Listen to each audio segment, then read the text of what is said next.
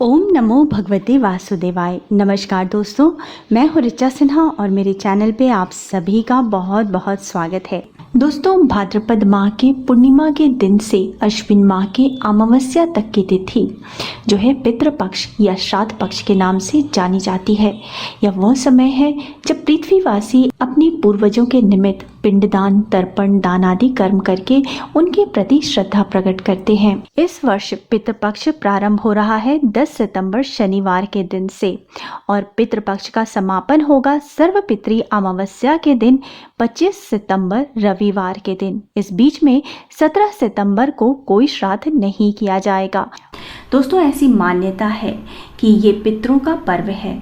इसमें हमारे घर में पितृ इस पर्व के लिए स्वयं पधारते हैं और हमारे शास्त्रों में देव पूजन से पहले पितृ पूजन का विधान बताया गया है। जिनके ऊपर उनके पितरों के, उनके पूर्वजों का आशीर्वाद होता है, उन्हीं पर देवता भी कृपा करते हैं। और अगर पूर्वजों का आशीर्वाद नहीं होता तो मनुष्य की कुंडली में पितृ दोष बनता है, जिसके कारण मनुष्य को कई प्रकार के कष्टों का सामना करना पड़ता है। पितृदोष कुंडली में कष्टदायक दोषों में से एक माना जाता है। घर में हमेशा पैसों की तंगी बनी रहती है, धन का आगमन नहीं होता, धन की हानि होती है। परिवार में कोई ना कोई सदस्य हमेशा बीमार रहता है, संतान उत्पत्ति में जो है कठिनाइयाँ आती हैं। साथ ही अगर संतान हो तो वो भी सही मार्ग पे नहीं जाती, उसके भविष्य को लेकर चिंता बनी रहती है। इस प्रकार से कई परेशानियां परिवार में बनी रहती हैं। तो पितृदोष के मुक्ति के लिए श्राद्ध पक्ष का समय सबसे अच्छा समय माना जाता है। श्राद्ध पक्ष में धूपदान, तर्पण, पिंडदान और ब्राह्मणों को भोज से पितरों को तृप्ति प्राप्त होती है, जिससे वो श्राद्धकर्ता को आशीर्वाद देते हैं और उनके समस्त समस्याएं समाप्त होती हैं। तो अगर आप श्राद्ध या पितृदोष की शांति नहीं कर पा रहे किन्हीं कारणों से, तो भी कुछ आसान से तरीके हमारे शास्त्रों में बताए गए हैं, जिनको की करने से आप पितृदोष से मुक्ति पा सकते हैं। दोस्तों, उसमें से एक उपाय है भागवत गीता का नित्य पाठ करना।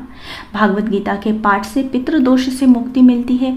गीता का वो ज्ञान जो भगवान श्री कृष्ण ने अर्जुन को कुरुक्षेत्र के मैदान में दिया था। अगर आप पूर्ण गीता का पाठ नहीं कर पाते हैं तो भी गीता का 7वां अध्याय पितृ मुक्ति और मोक्ष से जुड़ा है। इस पे मैंने एक वीडियो भी बनाया है, उसमें आपको गीता का पूरा 7वें अध्याय का पाठ करके बताया है।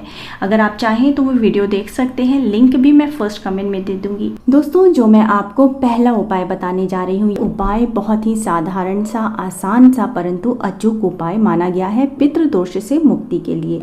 इस उपाय को आप श्राद्ध पक्ष में किसी भी दिन कर सकते हैं, परंतु अगर आप ये अपने पूर्वजों की मृत्यु की तिथि के दिन करते हैं तो अत्यंत लाभकारी है। और अगर मृत्यु की तिथि के दिन नहीं कर सकते तो सर्व पितृ अमावस्या अर्थात अश्विन माह की कृष्ण पक्ष की अमावस्या तिथि के दिन इस उपाय को कर सकते हैं। और अगर किन्हीं कारणों से अगर आप सर्व पितृ अमावस्या के दिन भी इस उपाय को नहीं कर पाते हैं तो किसी भी माह में आने वाली अमावस्या तिथि को आप इस उपाय को कर सकते हैं।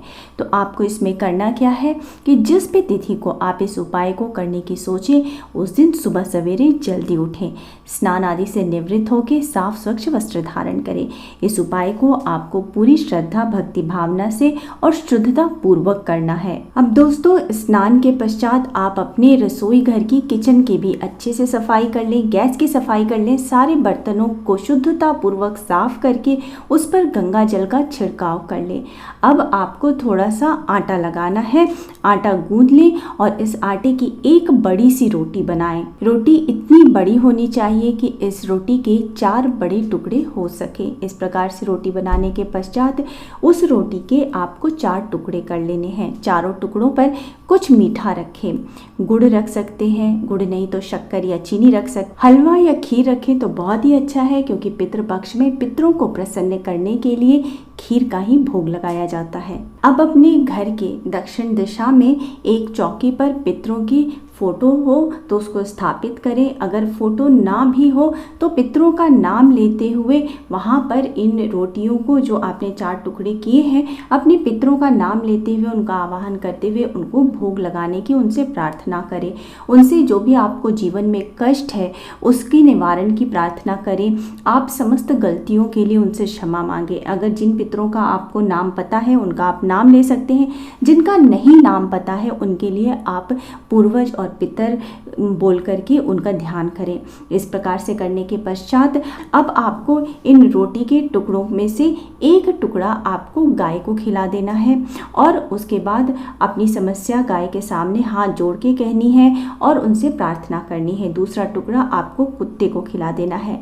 तीसरे टुकड़े को आपको कौवे को खिलाना है। कौवे को खिलाने के लिए आप अपने घर के छत पे या बालकनी पे जहाँ पे पक्षी आते हो वहाँ पे रख दीजिए और जो अंतिम टुकड़ा है वो आप किसी भिक्षुक को दे दीजिए, भिखारी को दे दीजिए, या आप इस टुकड़े को किसी पीपल के पेड़ के नीचे अपने पूर्वजों का नाम लेते हुए रख दीजिए, या फिर आप मंदिर की चौखट पे भी इस टुकड़े को रख सकते हैं। इस उपाय को करने से जीवन में पितृदोष के कारण जो भी समस्याएं उत्पन्न हो रही हैं उनका निवारण होता है, पितरों का आशीर्वाद प्राप्त होता है, घर में सुख समृद्धि की वृद्धि होती है।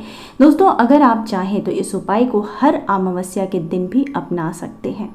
साथ ही दोस्तों, रोज जब आप पूजा करते हैं तो आपको अपने इष्ट देवता को, कुल देवता को और पितरों को जरूर याद करना चाहिए, उन्हें प्रणाम करना चाहिए और उनसे आशीर्वाद लेना चाहिए। इसके बाद दोस्तों एक और उपाय, इस उपाय में आपको क्या करना है कि आपके घर के आसपास या घर के पास कोई मंदिर हो, वहाँ कोई पीपल का वृक्ष हो, वहाँ पे आपको दोपहर के समय मध्याह्न काल में आपको अपने पूर्वजों के निमित्त जल अर्पित करना है। श्राद्ध पक्ष में करते हैं तो बहुत ही अच्छा है। पितरों का ध्यान करते हुए पीपल के पेड़ में जल अर्पित करें और जल देने वाले लोटे में आप थोड़े पुष्प, अक्षत, दूध, गंगा जल और काले तिल मिला लें और उसके साथ ही अपने पितरों का नाम लेते हुए उनका ध्यान करते हुए पीपल के जड़ में जल अर्पित करें। हाथ जोड़ करके अपने पूर्वजों को याद करें, अपनी गलतियों के लिए क्षमा मांगे और उनसे प्रार्थना करें। दोस्तों, पीपल के पेड़ में सभी देवी देवताओं और पूर्वजों का वास माना जाता है। अगर इस उपाय को आप श्राद्ध पक्ष में अपनाते हैं तो ये बहुत ही कारगर सिद्ध होता है। इसके साथ ही दोस्तों, अगर आप पितृ पक्ष में अपने पितरों की आत्मा की शांति के लिए, उनकी तृप्ति के लिए ओम नमो भगवते वासुदेवाय का अधिक से अधिक जप करें तो वो बहुत ही कारगर सिद्ध होता है। कम से कम आपको एक माला अर्थात 108 बार प्रतिदिन ओम नमो भगवते वासुदेवाय मंत्र का जप अपने पितरों को समर्पित करते हुए जरूर करना चाहिए।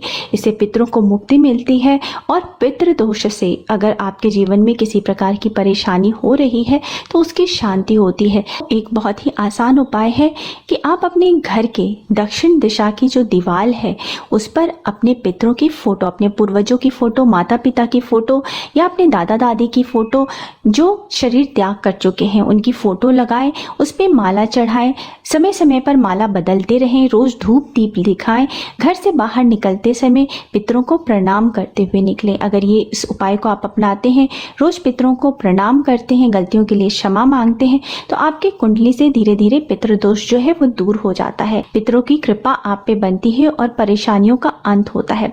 लेकिन दोस्तों, पितरों की फोटो कभी भी अपनी पूजा स्थल पे ना रखें, ईशान कोण में अर्थात उत्तर पूर्व दिशा में ना रखें, हमेशा दक्षिण दिशा में रखें क्योंकि दक्षिण दिशा ही पितरों की दिशा मानी जाती है। यह उपाय दोस्तों पितृदोष निवारण हेतु बहुत ही कारगर माना गया है। बहुत ही आसान उपाय है, इसमें आपको कुछ करना नहीं है, कहीं जाना नहीं है, परंतु ये बहुत शीघ्र फलदायी होता है। तो दोस्तों, ये कुछ बहुत ही आसान छोटे छोटे से उपाय है जिनको कि आप करके अपने पितरों की कृपा प्राप्त कर सकते हैं।